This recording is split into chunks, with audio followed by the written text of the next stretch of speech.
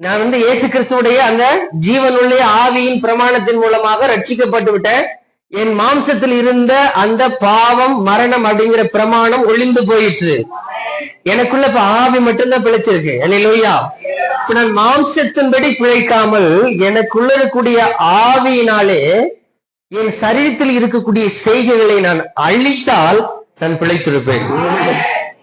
எத்தனை பேர் புரியுது? நான் ரட்சிக்கப்பட்டாலும் என்னுடைய அவயங்களில் இன்னும் அந்த கிரியைகள் செயல்பட்டு கொண்டே இருக்கிறது. இன்னுமே அந்த பழைய தேவனுக்கு பிடிக்காத பிரியமில்லாத கிரியைகள் செயல்கள் என்னுடைய அவயங்களிலே உண்டு. அதை அழிப்பதற்கு கர்த்தர் ஒரு வழியை சொல்கிறார். உனக்குள்ள இருக்கக்கூடிய ஆவியினாலே அந்த கிரியைகளை நீ அழித்தால் நீ பிழைத்துக் கொள்வாய். அல்லேலூயா.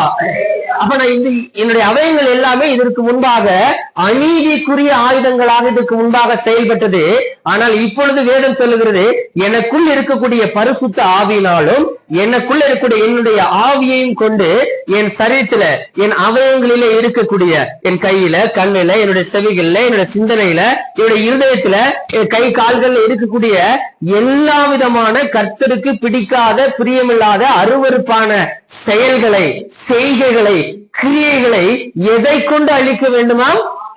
நமக்குள்ள இருக்கக்கூடிய ஆவியை கொண்டு அழித்தால் நாம் அத்தனை பேரும் பிழைத்திருப்போம், பரலோக ராஜ்யத்திற்கு என்று கடந்து செல்வோம். அல்லேலூயா, அல்லேலூயா. அப்ப இயேசு கிறிஸ்துவுக்கு உள்ளாக உட்பட்டிருக்கிறவர்களுக்கு 8:1 சொல்லுது, இயேசு கிறிஸ்துக்கு உட்பட்டிருக்கிறவர்களுக்கு ஆக்கினை தீர்ப்பு இல்லை, ஏனென்றால் அவர்கள் மாம்சத்தின்படி நடவாமல் ஆவியின்படி நடக்கிறவர்கள். அல்லேலூயா.